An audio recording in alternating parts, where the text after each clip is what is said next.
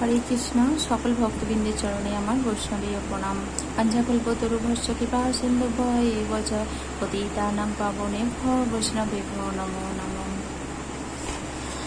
তো এই যে শ্রীমদ্ ভগবদ্গীতার জ্ঞান গ্রহণের জন্য যোগ্যতার কি প্রয়োজন? কোনো কি যোগ্যতার প্রয়োজন আছে? হ্যাঁ, যোগ্যতার প্রয়োজন অবশ্যই রয়েছে। সেটা হলো সদ্গুরুর কাছ থেকে দীক্ষিত হতে হবে। গুরু পরম্পরা ধারায় সদ্গুরুর কাছ থেকে দীক্ষিত হতে হবে।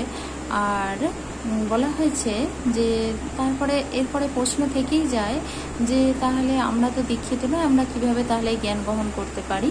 না, গুরু পরম্পরা ধারায় প্রতিনিধির মাধ্যমে, গুরু পরম্পরা ধারায় যারা রয়েছেন তাদের সেই প্রতিনিধির মাধ্যমে আমরা সেই জ্ঞানটাকে গ্রহণ করতে পারি।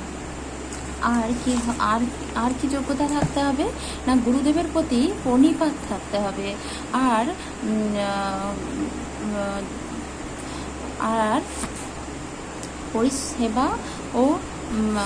সেবা ও পরিশ্রম পরায়ণ